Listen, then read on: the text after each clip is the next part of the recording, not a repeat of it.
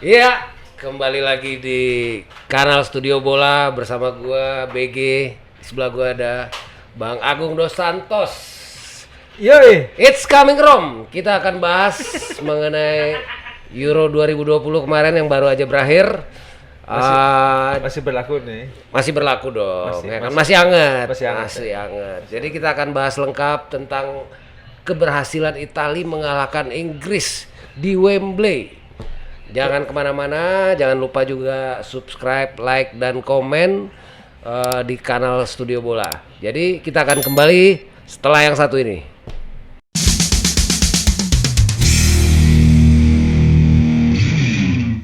Kembali lagi di kanal Studio Bola. Kali ini kita akan bahas keberhasilan Italia mengalahkan Inggris di rumahnya sendiri di Wembley, di mana Italia berhasil mengalahkan Inggris lewat drama adu penalti.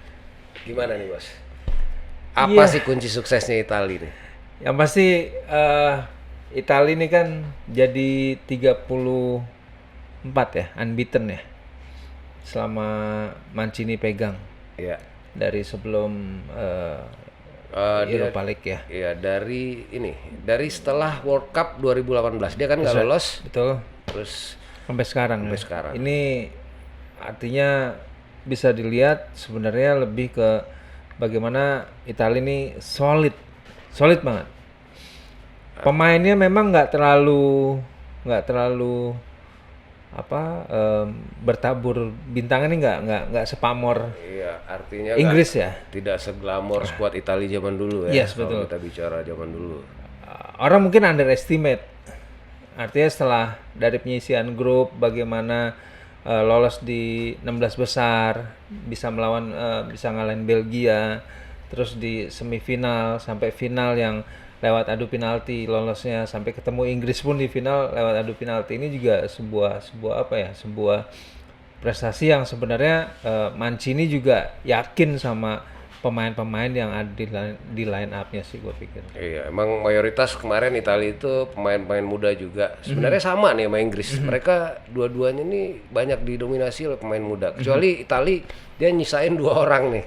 Twin Tower ini Bonucci sama Chiellini ini yang Udah, ya. istilahnya all crack nih. Ya, memang kan sempat dibilang ada quotes yang kalau lo mau ngalahin Itali, lo harus bisa ngelewatin Bonucci sama Chiellini dulu. Sebenarnya Bukayo Saka tuh udah mau lewat kemarin, tapi ditarik. Ya, Ya ya, kan? itu trikinya kan, trikinya seorang defender. Ya lo mau nggak mau harus seperti itu gitu loh. Iya, memang Chiellini ini bola boleh lewat, tapi orang jangan. Jadi bola udah lewat, Bukayo Saka, wow. Nah, dan yang kalau gue lihat ini, yang uniknya dari Italia ini bukan dari sisi pemain ya. Yang unik itu juga dari sisi para staf pelatih.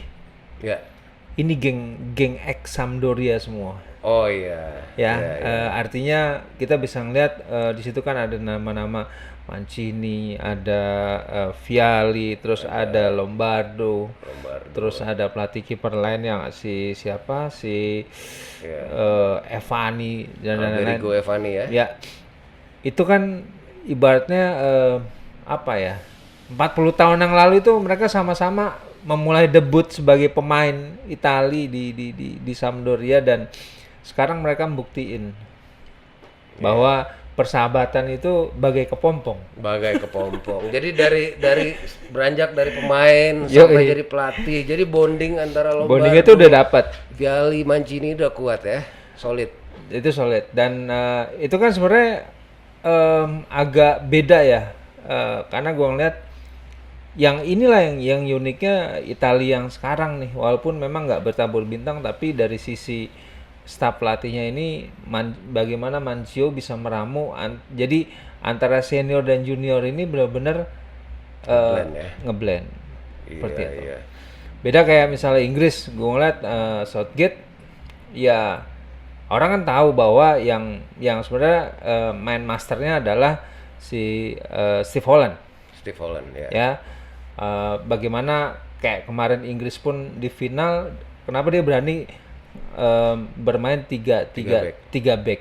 Sebenarnya itu bukan hal yang agak ragu, cuman terjawab saat golnya si Luke Shaw di menit ke Dua. 2. Orang ternyata 3 back ini maksudnya seperti itu waktu Iya, itu dari wingback Dudek, Trippier assist dari Ya. kanan, nyebrang ke ujung kiri, Luke Shaw nyambut langsung first time ya, volley. Nah itu juga kan sebenarnya Inggris gue pikir di awal itu udah melakukan gebrakan. Total itu mentalnya Italia itu down banget. Ya, Tapi disitulah gue ngeliat bagaimana Spartannya pemain-pemain Italia yang akhirnya ngimbangin sampai Inggris sendiri pun nggak bisa ngembangin permainan. Kalau gue ngeliat setelah gol itu sampai babak pertama selesai terus mau ke babak kedua, gue nggak ngeliat Inggris tuh bermainnya berkembang. iya. Gue cenderung ngeliat mungkin golnya kecepatan kali ya, Luke Shaw. Jadi otomatis dari praktis dari menit kedua itu Inggris fokusnya jadi bertahan. Bertahan betul. Iya, Untung karena aja ada nggak unggul. parkir bis. Iya, cuman nyaris parkir bus, cuman memang Italia itu melakukan banyak perubahan juga, terutama di Ya. babak kedua dia tarik Immobile yang nggak efektif di babak Aha. pertama, dia masukin Berardi, banyak pemain sayap, Chiesa di situ. Verratti pun diganti. Tapi emang kembali lagi ya lewat set piece ya. Inggris tuh kebobolan 2 selama Euro ini. Yang pertama lawan Denmark itu lewat free kicknya Damsgaard. Ya. Yang kali ini kemelut Kemelut, dari corner, berawal dari corner kayak Bonucci yang berhasil mencetak Betul. gol. Padahal gue juga ngelihat bagaimana dari Inggris pun nyerangnya nggak terlalu monoton ya bagi gue ya. Karena udah kelihatan tuh passing lewat sayap, ya kan Sterling, Mount mungkin orang juga agak ragu tuh. Ini Mason Mount ngapain sih dipasang gitu? Ya kemarin juga banyak yang menyayangkan kenapa nih Mason Mount kelamaan nih ditariknya. Dia ditarik baru pada saat extra time, berapa menit diganti sama Jack Grealish. Banyak yang bilang nih Jack Grealish telat nih dimasukin seperti itu kan. Kalau gue sih ngelihatnya Inggris sekarang emang sebenarnya udah bagus. Secara ini juga kemarin udah bagus. Emang Dewi Fortuna itu, apalagi kalau bicara adu penalti, sayang banget sih Inggris. Dewi Fortuna ya? Dewi Fortuna. Ya kebetulan juga kemarin 3 eksekutor yang gagal itu Rashford, Sancho, kemudian Bukayo Saka. Ya itu Kebetulan yang dari kulit berwarna akhirnya timbul rasis segala macam itu semuanya. ya ini tentunya yang kita nggak kita akhirnya inginkan jadi apa? Banyak yang menyangkal bahwa untung aja Inggris kalah. Coba kalau menang gitu. Kalau menang kenapa? Mungkin jadi gini, nilai persentase rasis itu kemarin tuh meningkat saat Inggris ini kalah. Iya. Jadi rasisme di sepak bola itu meningkat terutama di sosial media ya. Ya karena memang nggak artinya setelah ketahuan 3 orang ini yang non kulit putih jadi bulan-bulanan sih. Jadi kambing hitam Jadi kambing hitam. Nah, maksud gua kalaupun menang sebenarnya juga sama aja rasisnya tetap ada. ya. Gitu. Karena cuma sesaat aja bagi gua. Kalau gue sih ngelihatnya gini, Inggris ini pencapaian ke final pada Euro kali ini sebuah prestasi yang luar biasa. Ya. Ekspektasi kepada mereka tuh sebenarnya nggak tinggi karena ini dominasi pemain muda semua. Betul. Ditambah lagi kemarin sebelum pagelaran Euro ini si Arnold cedera, Trent ya kan, bek kanan itu juga. Kemarin lumayan yang sempat dibahas kan sebenarnya bagaimana egoisnya Sterling kalau gue lihat. Iya. Itu kan banyak yang komen tuh. Iya. Sterling agak egois. Ya, gue ngeliat sih memang sedikit iya. Entah kenapa gue nggak tahu Sterling ini jadi harusnya nggak hanya Sterling sih. Sebenarnya Kane juga kurang bisa nempatin posisi walaupun peluang-peluang itu ada. Tapi yang gue garis bawahi sebenarnya bagaimana Pickford nih yang tampilnya gila sih sebenarnya. Pickford bagus. Ya, kalau gue ngeliat yang benar-benar perform, Inggris tuh kemarin Pickford. Pickford ya. Ya, kalau misalnya dia kemarin nggak bisa, ya artinya blundernya waktu Italia gol itu kan sebenarnya dia udah mencoba menghalau bola, walaupun bola itu akhirnya mantul dan dimanfaatin. Iya. Seperti itu. Iya, jadi mungkin kalau kita bicara yang lucu-lucu aja gitu. terlalu serius ya. Tapi udahlah, akhirnya memang Inggris kalah. Itu bonus. Ya kita harus bagaimanapun juga salut buat Inggris, tetap kepala tegak. Bagaimanapun juga kalah adu penalti itu ibaratnya koin toss, ya istilahnya peluang 50-50 ya, lo kalah ya udah. Aha. Artinya nggak boleh berkecil hati, tetap harus kepala tegak. Masih ada Piala Mudah-mudahan Dunia ya. tahun depan di Qatar bisa membalas. Kalau gua ngelihatnya Inggris, Inggris, Spanyol, dua-duanya pemain muda. Ini tahun depan nih bakal matang nih dua-duanya. Ya, cuman kita tahu Spanyol malah jadi si Pedri itu jadi pemain termuda ya untuk Ya, salah satu yang yang player di Euro 2000 pemain muda terbaik. Pemain muda terbaik. Gue pikir dominasi dari Inggris, ternyata dari Spanyol. Spanyol. Karena Inggris kemarin itu kalau secara individu nggak terlalu istimewa. Gua ngelihatnya Inggris yang ini nih benar-benar kolektif as a team. Jadi nggak ada individual yang terlalu menonjol di Inggris justru. Walaupun itu Luke Shaw terlihat berapa kali ngegolin, Raheem Sterling, cuman tetap mainnya kolektif kalau Inggris. Jadi nggak ada figur-figur yang bisa dibilang pahlawan. Semuanya tuh sama kontribusinya di tim. Cuman kurang beruntung aja. Kurang beruntung.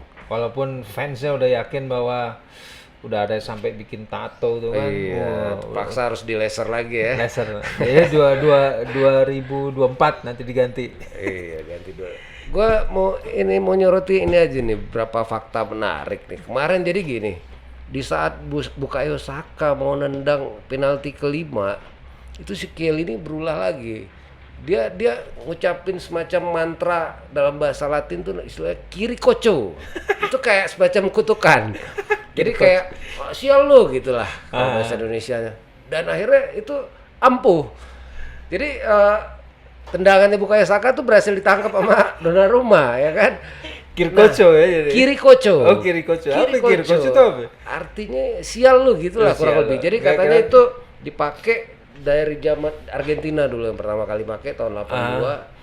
Estudiantes, terus Diego Simeone waktu main di Sevilla pernah pakai juga. Jadi waktu itu pemain lawan mau nendang penalti sama Simeone diterakin Kirikocho, dan gue nggak ada data sih itu apakah sukses atau enggak, tapi ini diulangi sama Kiel ini dan berhasil gitu. Ada lagi yang menarik gini, si Donnarumma itu kan katanya nggak selebrasi kemarin pas itu kan. Iya. Ternyata Donnarumma itu nyangkanya ketika Jorginho penaltinya nggak masuk, itu Italia udah kalah. Iya, dia lupa. Jadi nggak ada ekspresi dia, karena udah nggak ngitung. Iya, nggak ada ekspresi. Dia nggak ngitungin penalti. Gua aja sebenarnya gini, udah menang ya pas atau Lombardi lari ke Mancini selebrasi. Mancini juga kaget sebenarnya kan. Iya. Kalau buat ternyata kita udah menang, udah saking tegangnya. Saking tegangnya. Ya lagi-lagi Jorginho sebagai eksekutor terakhir kebaca sayangnya ya. Kebaca, iya. Kebaca, dan itu yang uniknya di situ lagi-lagi Pickford sih. Iya, ada juga yang menarik kemarin ya, sisa-sisa Euro nih. Jadi ketika Bukayo Saka gagal, itu dari tengah lapangan tuh Calvin Phillips si gondrong ya. Dia paling duluan lari sprint langsung meluk Bukayo Saka, dia ngamanin Bukayo Saka. Itu sportsman banget. Jadi ternyata baru kemarin gue lihat ada kamera drone gitu dari atas. Dia langsung sprint, begitu Bukayo Saka keluar tuh dia paling duluan meluk. Set. Bentuk solidaritas lah. Solidaritas konsol. Jadi sebagai teammate ya kan. Ya. Banyak yang ini kemarin masalah penalti taker nih. Banyak yang protes, kenapa sih bukan Grealish, bukan Sterling yang lebih tua, lebih berpengalaman, kenapa Bukayo Saka yang 19 tahun dipercaya menjadi eksekutor. Sampai gitu. Rashford pun bilang, gua aja kalau ngambil penalti saat gua ngimpi aja gol. Iya, saking anggap enteng ya. Iya, tapi pas nyatanya enggak. Iya. Itu Rashford juga aneh sih. Kemarin tendangan penalti yang cek pakai ngerem lagi kan, tarik handbrake pas mau terakhir nggak tahu ya kena tiang kan. Waduh. Ya jadi, memang penalti itu ya udah 11-12 lah ya, antara lu berhasil atau enggak. Itu pressure-nya antara kiper sama penalti taker bebannya sama. Iya. Sama-sama berat. Bahkan kemarin kan si Grealish kan sempat dikritik sama Roy Keane sama beberapa pandit juga. Kok lu nggak ambil tanggung jawab? Lu harusnya ngomong ke Southgate. Lu siap ambil adu penalti. Dibalas di tweetnya Grealish. Jadi dia bilang I said to Southgate I will take, tapi apa dia siap gitu. Aha. Cuman Southgate nggak milih dia. Ya itu keputusan pelatih Emang lagi-lagi ya. Southgate nih sama Grealish kayak gimana ya? Kurang percaya gimana gitu. Padahal kalau Inggris menang itu apa gelar OBE itu udah udah dari tangan pasti ya. ya. Sekarang of British Empire. Itu satria itu. Iya, jadi Udah, akhirnya ya mungkin nanti lah. terpaksa Southgate dejavu lagi kegagalan adu penalti kan. Ya kita nggak tahu nih nanti dari timnas yang sekarang nih siapa yang akan ngelit Inggris mungkin 10 tahun lagi atau 20 tahun lagi, mungkin dari di antara pemain yang sekarang nih yang Inggris final ini bisa jadi nih cocokologi lagi. Iya. Mudah-mudahan lah tahun depan gua rasa mungkin kayak Mount ya Kane mungkin 28 tahun depan ya udah lebih matang lagi, lebih kuat lagi mungkin bisa. Sambil nunggu di Piala Dunia Qatar ya. Ada yang lucu lagi deh. Gua lihat ini selebrasinya pemain Itali begitu Bukayo Saka nggak masuk, kan semua lari tuh ke arah tribun penonton sambil sliding yang apa sih istilahnya apa itu? Diving. Meluncur di rumput gitu. Sliding. Ya kan badan Immobile, celananya lihat nggak cuplikan footage. Jadi ketarik set sampai sisa kolor doang. Immobile juga waktu dia lolos ke final kan sempat celananya kan dikasih ke penonton juga. Iya ya. Dikasih juga. Ya. Belotti. Belotti. Oh, sempat dikasih. dikasih juga. Jadi pakai cut bray doang jalan udah. Ya itulah salut buat Itali. Cuman gua kalau secara umum sih Euro kali ini buat gua kurang. Kurangnya apa ya? Biasanya kalau gelaran World Cup, Euro tuh kayak kamera TV tuh suka enggal-enggal cewek seksi ya kan. Oh tapi ada ini. Euro ini kurang deh. Harusnya pakai kameramen Antv tuh. Kalau Antv cepet ya kan. Kalau kita gercep. tahu aja yang bening ada di mana. Sekarang nih agak kurang kalau ngeliat. Terus buat kameramen Antv mungkin nanti bisa dilihat tahun 2022. Mola mungkin Mola ya. Iya harusnya Qatar ya. Iya, tarik lah dari Antv. Dia walaupun di tribun ujung sana dia bisa Gercep tahu ya. yang bening. Jadi manfaatin spek kamera ya bahwa lu langsung tuh masih bisa kelihatan yang bening-beningnya. Yang bening-bening kurang, nggak tahu karena Covid, nggak tahu karena apa ya. Cuman gua ngeliat Euro kali ini agak kurang di situnya. Tapi banyak di WhatsApp grup yang selebrasi itu. Oh iya, tapi itu nggak di stadion sayangnya kan. Itu kan yang kayak ya lagi di jalan gitu kan. Ya itu Kalau sih. stadion nggak mungkin lah, itu kan nanti stadion TV-nya Oh iya disensor kena juga. KPI nanti. Kena KPI benar. Tapi mudah-mudahan di Qatar tahun depan nanti dengan ada gabungnya Amerika Latin, Asia, Afrika di sana mungkin bisa lebih seru lagi. Atau nanti kita insya Allah liputan dari Qatar langsung ya nanti Iya, studio bola. kalau subscriber 1 juta bulan Agustus ya Kita berangkatin ya. Ya kan berangkat dong. Ya kan? Makanya jangan lupa like and subscribe. Iya, kalau perlu kita giveaway lagi buat subscriber ke Qatar. Yang mau ke Qatar langsung di kolom komentar. Iya. Kita berangkatin insya Allah. Kita berangkatin ya 1 juta subscriber. 1 juta subscriber. Kan? Kameramen ikut. Iya. Oh ikut. Syaratnya ya vaksin, jangan lupa ya vaksin. Yang penting syaratnya lo punya sertifikat vaksin. Iya. Itu aja. Ya sekali lagi mungkin itu ya cukup ya kita bahas Euro. Ya sekali lagi buat fans Inggris, fans Itali, udah selesai di Euro. Sekarang kita menghadapi Olimpiade belum. Liga baru. Oh Liga baru. Musim Liga baru. Jadi sudah kita lupakan.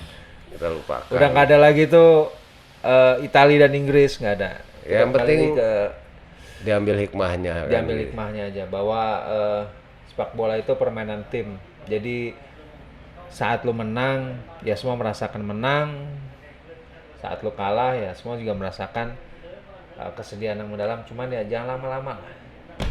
Harus move on. Move on ya. Buat Inggris move on, buat Itali selamat, it's coming Rome ya. Selamat buat Itali dan pendukungnya. Itali bisa mempertahankan di Euro selanjutnya. Kita tunggu nanti. Kita tunggu nanti. Oke, demikian ulasan kami mengenai Euro 2020. Oh sorry, terakhir. Pemain terbaik Euro menurut kalau versi UEFA kan Donnarumma. Iya. Sebenarnya sih Ya Italia sih pasti dominan ya. Satu nama aja. Enggak lah. Lu Chiesa, gua enggak. Gua Jorginho. Jorginho ya. Jorginho. Ballon d'Or ya. Ballon d'Or. Oke. Bismillah Ballon d'Or. Oke. Oke, itu dia tadi pemain terbaik dari Bang Agung dos Santos. Kalau gua nggak ada. Lu ngapain nanya gua? Nggak ada yang benar-benar istimewa sih. Nggak ada ya? Jadi nggak ada yang layak jadi pemain terbaik. Jadi oke. Itu ulasan kami dari Studio Bola tentang Euro 2020. Sampai ketemu depan di 2004. Oke, 2024 ya. 2024. 3 tahun lagi. 3 tahun lagi. Ya. Oke. Studio Bola pamit dulu. Jangan lupa like, comment, and subscribe. Share juga ke teman-teman kalian yang belum subscribe. Mudah-mudahan Studio Bola followersnya banyak, subscribersnya banyak, bisa bawa subscriber juga buat nanti berangkat ya. Dan yang pasti cuplikannya ada yang nggak sempat nonton final kemarin atau masih penasaran replaynya bisa ditonton di Mola TV. Oke, Ya. Bola TV. Oke, terima kasih. Studio Bola out dulu. Bye. Bye.